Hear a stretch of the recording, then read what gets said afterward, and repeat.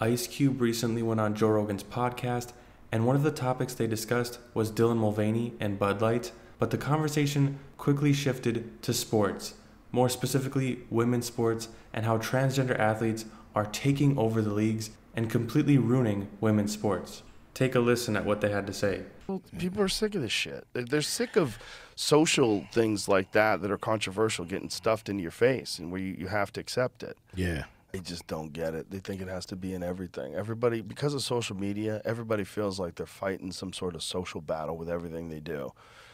And, you know, and this is another one. It's like forced compliance. You're forced to comply with this. And, you know, it's fucking up women's sports in a huge way, And, you know, some organizations are pushing back against that, and some people are pushing back against the organizations that are pushing back against it, which to me is insane. Like, if you care at all about biological women, you should be against that. What if, like, LeBron said he wanted to play in the WNBA? Like, I'm retiring from the NBA because I'm 49, and I'm going to play in the WNBA.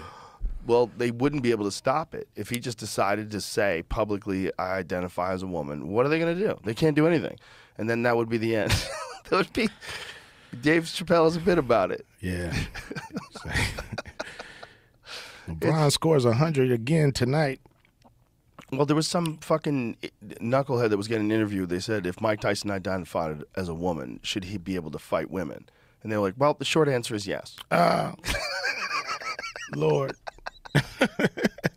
It's so crazy. Yeah. It's okay. And there's also different specifications. It's like what you have to do and how long you have to take hormones before you can identify as a woman and compete as a woman. Like, just fucking stop. I mean, who's going to check all that? Yeah. There's a reason why there's women's sports.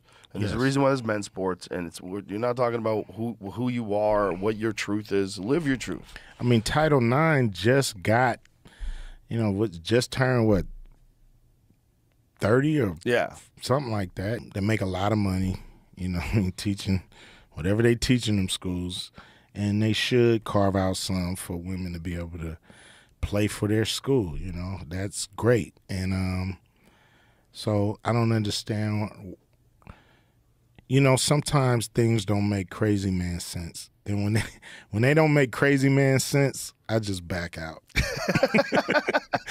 Ice Cube's last comment sums this argument up perfectly. The reason why biological men should not compete in women's sports is purely common sense and has been for decades. There's a reason why men and women have different sports leagues. This is actually one of the most widely agreed upon issues. The only reason why it's become a problem is because the people in charge of schools and universities have allowed men to participate in women's sports. It's supposed to be for inclusion, but in reality, you're excluding all biological women from having a chance at competing. And what's even worse, a lot of times you're jeopardizing their safety, especially when they're in combat sports. This is why you're seeing more and more women like Riley Gaines and Bethany Hamilton protesting against this kind of stuff. Everyone knows that biological men and biological women are different. It's just about who chooses to accept it and who doesn't. We shouldn't have the few that choose to deny it control who gets to compete in women's sports. It's just not fair. But that's all I have for the video. Let me know in the comments what you guys think of what Joe Rogan and Ice Cube had to say, and leave a like if you enjoyed this video, and subscribe for more content just like this, and I will see you in the next upload.